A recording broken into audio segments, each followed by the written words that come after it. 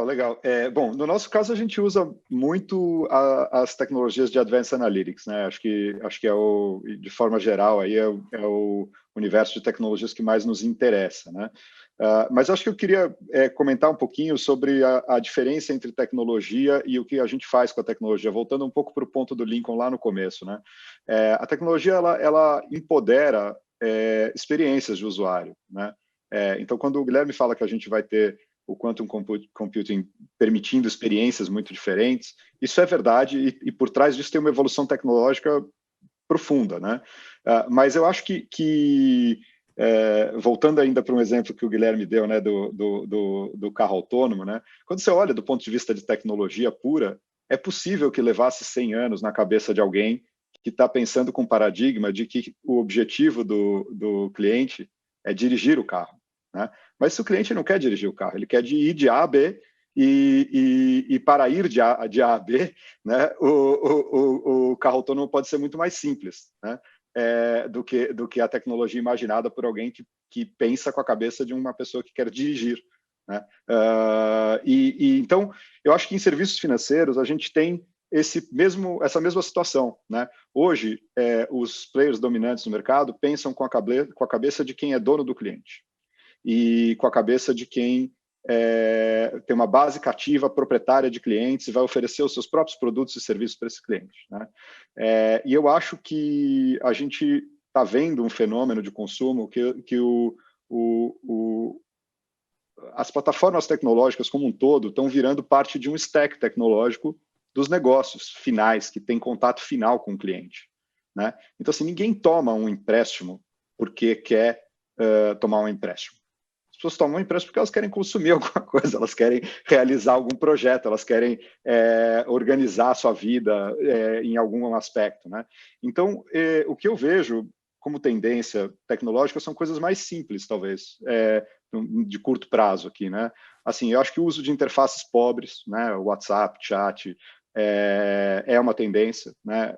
As pessoas não querem consumir produtos e serviços financeiros, né? Elas querem resolver isso no caminho de A para B, né?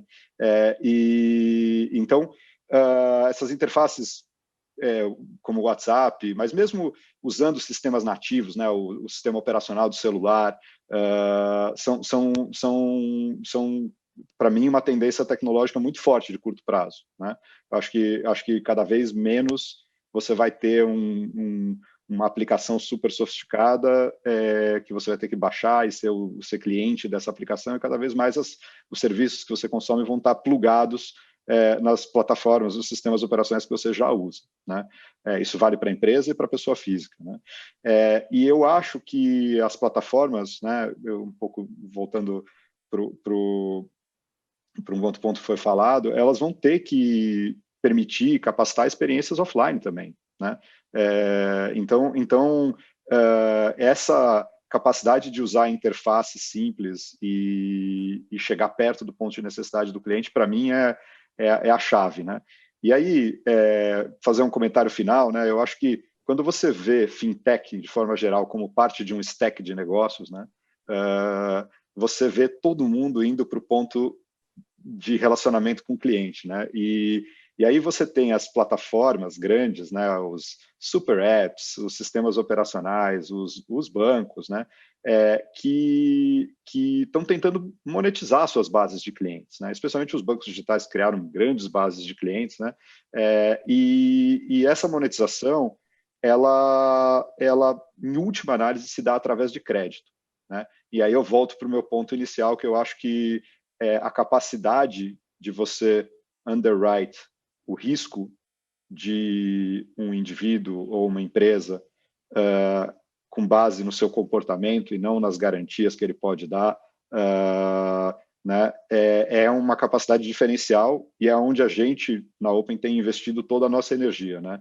Uhum. E acho que as tecnologias vão mudando, né, ao longo do tempo, porque tem a coisa da tecnologia direcional e tem a coisa da tecnologia que está, de fato, à nossa disposição para usar, e elas empoderam uma experiência de usuário, né? Não é um objetivo em si, né? É um meio.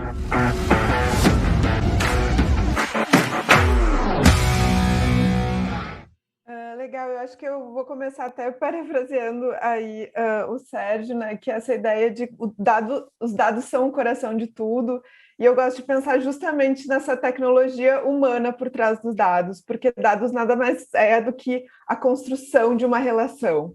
E conversando com os consumidores, a gente enxerga que eles entendem essa própria relação deles transacional e de dados como a construção de uma relação. E uma palavra até que eles usam muito, mesmo até mesmo dentro desse universo financeiro, é a construção de vínculo, né? Ou seja, os consumidores entendem que essa relação transacional e esse comportamento, ele gera uma construção de uma relação, que aí não está só interessada, né, numa próxima venda, mas sim de como a gente pode construir uma relação de longo prazo. E eu acho que isso, como pesquisador e pesquisadora aqui dentro do Nubank, a gente pensa muito em como que a gente pode construir relações, conectar produtos e sistemas para conseguir ter um olhar do longo prazo e não só no curto prazo. E aí também eu trago uma coisa que a gente já falou aqui, um pouco desse empoderamento, e os dados são uma forma de empoderar os consumidores, mas para isso a gente precisa trazer a transparência, e a transparência é que vai poder fazer com que o cliente tenha o controle, que ele conquiste a sua autonomia, e para isso ele precisa entender da onde ele está e para onde ele vai ir, e a gente precisa ajudar com produtos e uma forma de usabilidade a criar esse caminho, para eu entender que hoje o meu limite é tanto, mas como que eu posso daqui para frente entender como que esse limite ele vai aumentar, criando uma relação criando uma relação, na verdade, né? E eu acho que dados, eles são pessoas e são analisados por pessoas, e aí eu trago um pouco dessa fala que a gente disse, do contexto mesmo, da gente conseguir olhar para esse dado não como um número, como uma coisa unitária, mas por trás desse dado existe uma pessoa com o seu contexto, e que como que a gente vai criar essa jornada personalizada para que essa pessoa consiga evoluir e se empoderar e crescer financeiramente junto com uma instituição. E dentro desse cenário do Open Banking, acredito que pensar em relações de longo prazo é ainda mais crítico, porque não se trata só de fazer ter uma boa usabilidade em um produto, de ter uma grande aquisição, de fazer uma única compra, mas como que eu consigo construir e costurar uma relação mais polivalente, mais potente e que entende as necessidades intrínsecas aí de cada grupo de consumidores. Ô Luiz, e aí você traz também, a gente sempre lembra no Brasil que é aquela famosa frase, você sabe com quem você está falando? Hoje o dado, e aqui vocês colegas, né, tanto a Luísa via Nubank, o André do Facebook, que sabe tudo que eu faço, que eu posto muita coisa, cada vez mais o dado, pessoal, ele vai além da nossa fotografia, do nosso comportamento, mas ele vai também das nossas redes sociais e está avançando também para a biometria. Então vocês já estão vendo alguns países que as pessoas estão fazendo transações com reconhecimento, seja da sua voz, da sua face, dos seus olhos, e isso vai trazer uma segurança tremenda, até o ponto, por que não, da gente poder votar usando a biometria e não precisar usar o voto em papel, como tem sido falado aqui em alguns momentos na nossa sociedade. Temos que avançar para o digital e não recuar para o papel.